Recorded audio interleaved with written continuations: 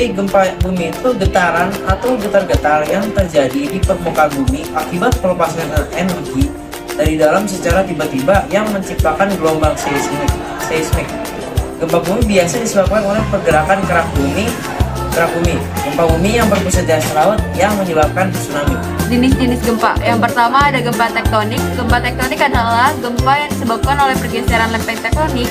Lempeng tektonik bumi kita ini terus bergerak, ada yang saling mendekat, saling menjauh, atau saling menggeser secara horizontal.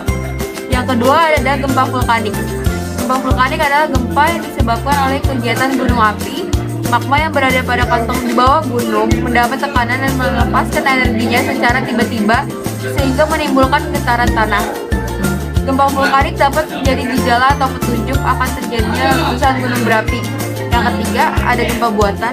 Gempa buatan adalah gempa yang disebabkan oleh aktivitas manusia, misalnya dalam kegiatan eksplorasi bahan tambang atau untuk keperluan teknik sipil dalam rangka mencari bantuan dasar sebagai dasar fondasi bangunan. Dan yang terakhir ada gempa runtuhan atau gempa terban. Gempa runtuhan atau terban adalah gempa bumi yang disebabkan oleh tanah longsor, gua-gua yang runtuh, dan sejenisnya.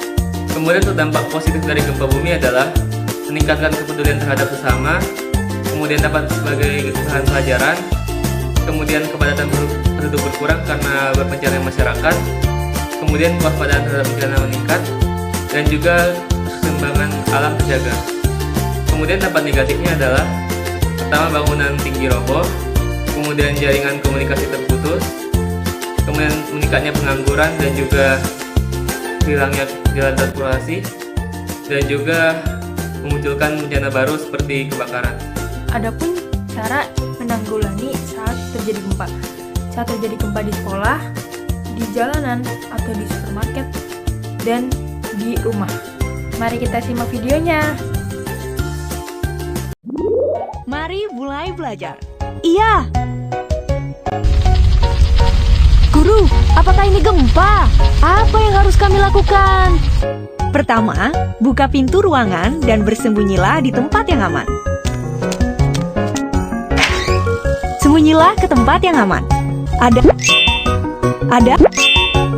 Ada di samping podium adalah relatif aman dan adalah merupakan zona aman.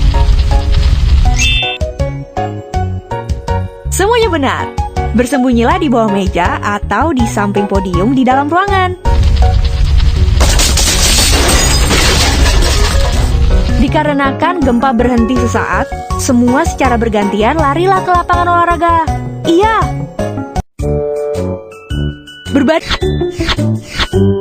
Ikuti saya dengan tenang ya. Bawa semua arah ke pintu keluar.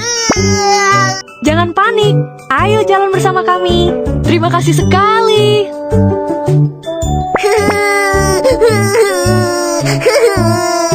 Segera keluarlah bersama kami.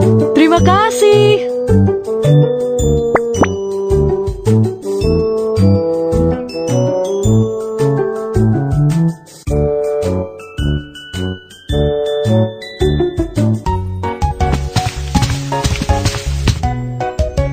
Lapangan olahraga relatif aman. Membungkuklah dan lindungi kepala dengan tas. Ya.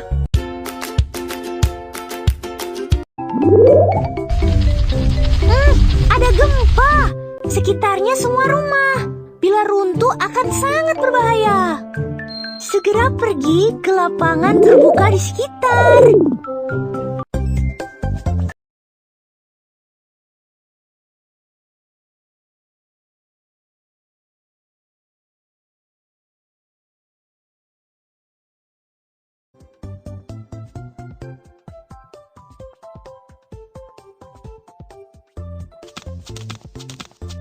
Tunggulah uluran tangan penyelamat di lapangan terbuka.